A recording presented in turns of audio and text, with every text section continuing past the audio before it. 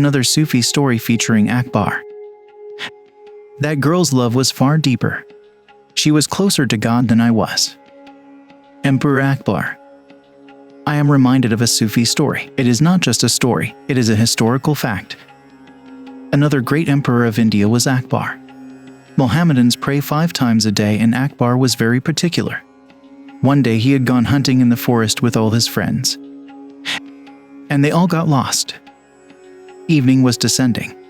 The sun was setting and it was the time to pray, so Akbar stopped under a huge tree, tied his horse to the tree and sat on the ground to do his last prayer of the day. And as he was praying, a young woman, ran just by his side, giving him such a shock. It seemed as if she was mad or blind that Akbar fell down. Still, she did not look back.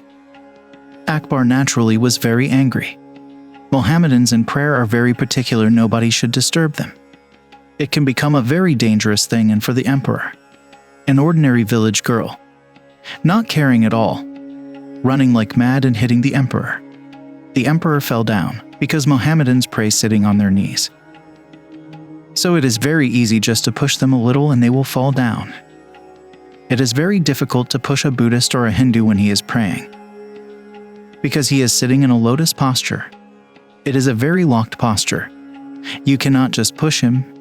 He is very strong in his posture. But to push the Mohammedan is very easy. Howsoever strong he may be, his posture is such, sitting on his knees. Akbar finished his prayer quickly because he wanted to catch hold of the girl. She could not be allowed to do such things. If she could behave with the emperor in such a way, what to say about other people? But he could not figure out. It was getting dark where she had gone. But he waited, thinking she must come back to the village. He was just outside the village. And finally she came. Akbar stopped her and said, "Do you remember what you have done?" She said, "I don't remember anything, do you?" Akbar said, "You seem to be very strange. You don't understand. You are talking with the emperor of the country." She said, "I understand, but I don't remember anything of what you are talking about." He said, "What am I talking about? I have been praying here and you ran in such a way that you pushed me, and I fell down. You disturbed my prayer." She said, "Perhaps if you say so. It must have been so, but you have to forgive me. I was going to wait for my lover just on the road which runs through the forest. I wanted to greet him. He is coming after many years, just outside the village. I could not remain sitting in the house and waiting.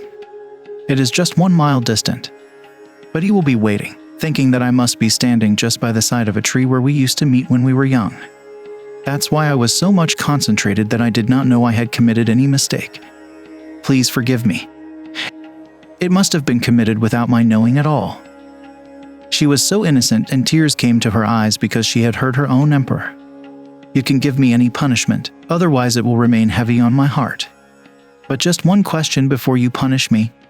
You were in prayer. Still you were not so much in concentration as I was. Because I don't remember at all. It cannot be that I hit you. It cannot be one-sided. Your body also must have touched my body. But I don't remember having seen anybody on the way, praying or falling or anything. I don't remember that anybody touched my body. So I am puzzled, and I would like to be clear about it. Is your prayer not as strong as is my love?" Akbar remembers it in his autobiography, Akbar Nama. He says, "I had to ask forgiveness from that village girl. I have never forgotten her face, and I have never forgotten that my prayer is just formal.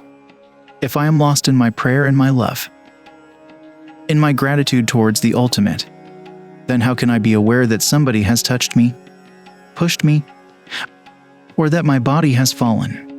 I would not have been aware of anything. But I was aware, and that makes it certain that my prayer is just superficial. That girl's love was far deeper. She was closer to God than I was, although she was not concerned with God at all." A tremendous statement of understanding.